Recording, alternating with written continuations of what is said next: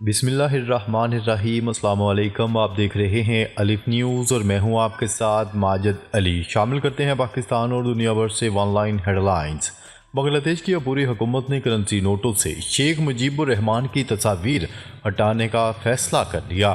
عوامی انقلاب کے نتیجے میں شیخ حسینہ واجد کی حکومت کا خاتمہ ہوا، جس کے بعد عبوری حکومت کا قیام عمل میں لایا گیا۔ عبوری حکومت کی جانب سے مختلف تبدیلیاں کی جا رہی ہیں۔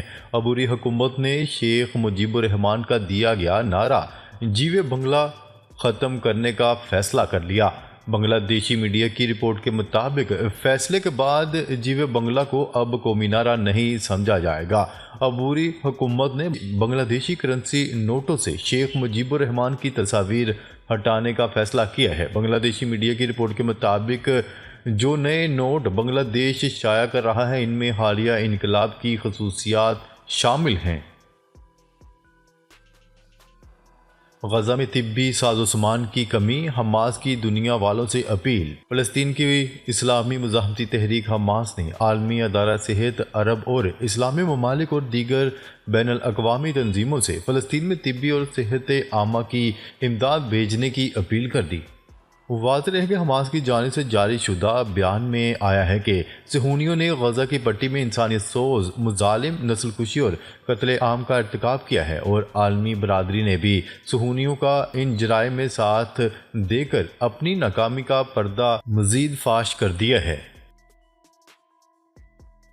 امریکہ یوکرین کو ہتھیار فراہم کر کے کشیدگی بڑھانا چاہتا ہے۔ روسی صدر ولادیمیر پیوٹن نے کہا ہے کہ امریکہ یوکرین کو ہتھیار فراہم کر کے کشیدگی بڑھانا چاہتا ہے۔ روسی صدر ولادیمیر پیوٹن کا مزید کہنا تھا کہ ہم جوہری ہتھیاروں کی برانڈنگ نہیں کر رہے، یہ ہماری پالیسی نہیں۔ امریکہ نے میزائل تعینات کیے تو روس ایسے میزائلوں کی تعیناتی سے اپنی تمام رضاکارانہ پابندیاں اٹھا لے گا۔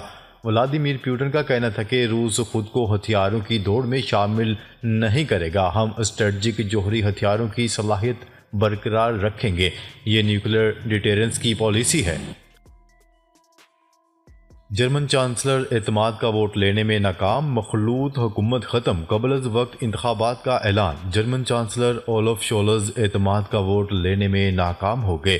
جرمنی میں مخلوط حکومت بھی ختم ہو گئی، جبکہ قبل از وقت انتخابات کا شیڈیول بھی جاری کر دیا گیا۔ شولز کی مخلوط حکومت اتحاد کے ٹوٹ جانے کے بعد وفاقی پارلیمان سے اعتماد کا ووٹ لینے کا اعلان کیا گیا تھا، لیکن اولف شولز پارلیمان سے اعتماد کا ووٹ حاصل کرنے میں ناکام رہے۔ یمن نے اسرائیل پر ہائپرسونک میزائل داغ دیا۔ اسرائیل نے اپنی وحشیانہ کارروائیوں اور جنگی جنون کی وجہ سے پورے خطے کو آگ اور گولہ بارود کا ڈھیر بنا دیا ہے۔ ایسے میں یمن کے حوثیوں نے بھی ہائپرسونک میزائل سے اسرائیل پر حملہ کر دیا۔ الجزیرہ کی رپورٹ کے مطابق یمن کے حوثیوں نے اسرائیل پر ہائپرسونک میزائل حملے کا دعویٰ کیا ہے۔ اسرائیلی فوج کا کہنا تھا کہ فلسطین 2 نامی میزائل نے تل ابیب میں سائرن کو متحرک کر دیا تھا، جسے فضا ہی میں تباہ کر دیا گیا۔ یمن سے وسطی اسرائیل پر بیلسٹک میزائل حملے سے تل ابیب سائرن سے گونج اٹھا۔ حملے کے نتیجے میں بن گورین ہوائی اڈے کی پروازیں معطل کر دی گئیں۔ یمن پر امریکہ اور برطانیہ کے ایک بار پھر ہوائی حملے۔ امریکہ اور برطانیہ کے جنگی طیاروں نے یمن کے خلاف جارحیت کا سلسلہ جاری رکھتے ہوئے صوبہ حجہ کے مختلف علاقوں پر حملے کر دیے۔ دوسری جانب یمن کی عوامی تحریک انصار اللہ نے امریکہ کو سخت انتباہ دیا۔ ادھر یمن کی مسلح افواج نے صہیونی جارحیت کے جواب میں مقبوضہ فلسطین پر ڈرون سے حملہ کیا ہے۔ آئرلینڈ اور اسرائیل میں کشیدگی، تعلقات مزید تناؤ کا شکار۔ اسرائیل نے ڈبلن میں اپنا سفارتخانہ بند کر دیا، جس سے آئرلینڈ اور اسرائیل میں کشیدہ تعلقات مزید تناؤ کا شکار ہو گئے۔ غیر ملکی خبرساں ادارے کی رپورٹ کے مطابق آئرلینڈ کی جانب سے غزہ میں اسرائیلی نسل کشی کے خلاف ایکشن کے مطالبے پر اسرائیل نے دارالحکومت ڈبلن میں اپنا سفارتخانہ بند کر کے سفیر کو واپس طلب کر لیا۔ اسرائیل نے موقف اختیار کیا کہ آئرلینڈ کے اسرائیل مخالف پالیسیوں کی وجہ سے سفیر کو واپس بلایا گیا ہے۔ اسرائیل کے وزیر خارجہ نے آئرش وزیر اعظم کو یہود دشمن قرار دے دیا۔ روس کی نیوکلیر پروٹیکشن فورس کا سربراہ بم دھماکے میں ہلاک۔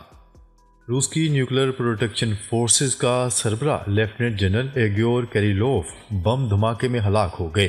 غیر ملکی خبرساں ادارے کی رپورٹ کے مطابق لیفٹیننٹ جنرل ایگور روسی دارالحکومت ماسکو میں ایک پارلیمنٹ کی عمارت کے باہر بم دھماکے میں ہلاک ہو گئے۔ وہ روسی جوہری تحفظ فورس کے چیف تھے۔ روس کی تحقیقاتی کمیٹی کا کہنا ہے کہ جوہری حفاظتی دستوں کے انچارج کو الیکٹرک اسکوٹر میں چھپائے گئے بم سے نشانہ بنایا گیا۔ اس واقعے میں سینئر روسی جنرل سمیت ان کا ایک معاون بھی ہلاک ہوا۔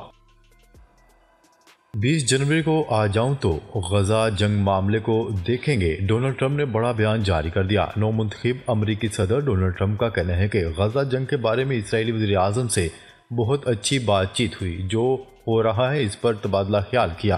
20 جنوری کو آ جاؤں گا تو اس معاملے کو پھر دیکھیں گے۔ خبرساں ایجنسی کی رپورٹ کے مطابق اسرائیلی وزیر اعظم کی ہفتہ کی رات ڈونلڈ ٹرمپ سے ٹیلی فون پر بات چیت ہوئی۔ ریاست فلوریڈا میں میڈیا سے گفتگو کرتے ہوئے ڈونلڈ ٹرمپ کا کہنا تھا کہ جاپانی بینکنگ گروپ نے امریکہ میں 100 ارب ڈالر کی سرمایہ کاری کا کہا ہے۔ امریکی صدر نے کہا کہ امریکہ میں تاریخی ٹیکس کٹوتیوں کا وعدہ پورا کریں گے۔ ڈونلڈ ٹرمپ کا مزید کہنا تھا کہ وہ یوکرین جنگ روکنے کے لیے روسی صدر ولادیمیر پوٹن اور یوکرینی صدر سے بات کریں گے۔ روس یوکرین کی صورتحال مشرق وسطی سے زیادہ مشکل ہوگی۔ یورپی یونین کی روس پر نئی پابندیاں عائد۔ یورپین کونسل نے روس پر نئی پابندیاں عائد کر دیں۔ روس کی جانب سے یوکرین پر حملے کے بعد یورپی یونین کی جانب سے عائد کردہ پابندیوں کا یہ 15واں پیکج ہے۔ اس نئے پیکج میں ٹریول بین، اثاثوں کی کرکی اور روس کی جانب سے اس جنگ کو جاری رکھنے کے جتنے بھی مالیاتی ذرائع ہیں انہیں شامل کیا گیا ہے۔ جو پابندیاں عائد کی جا رہی ہیں ان میں مبینہ طور پر روس کے لیے تیل کی سمگلنگ کرنے والے 52 غیر یورپی بحری جہاز بھی شامل ہیں، جو اب یورپ کی بندرگاہوں پر نہ داخل ہو سکیں گے۔ اس طرح اس مد میں پابندیاں لگنے والے بحری جہازوں کی مجموعی تعداد 89 ہو چکی ہے۔ برطانیہ کا شامی عوام کے لیے 50 ملین پاؤنڈ کی امداد کا اعلان۔ برطانیہ شامی عوام کے لیے 50 ملین پاؤنڈ کی انسانی امداد فراہم کرے گا۔ عرب میڈیا کی رپورٹ کے مطابق برطانوی حکومت کا کہنا ہے کہ وہ شام اور پڑوسی ملکوں لبنان اور اردن میں انتہائی کمزور شامیوں کے لیے 50 ملین پاؤنڈ کی انسانی امداد جاری کرے گا۔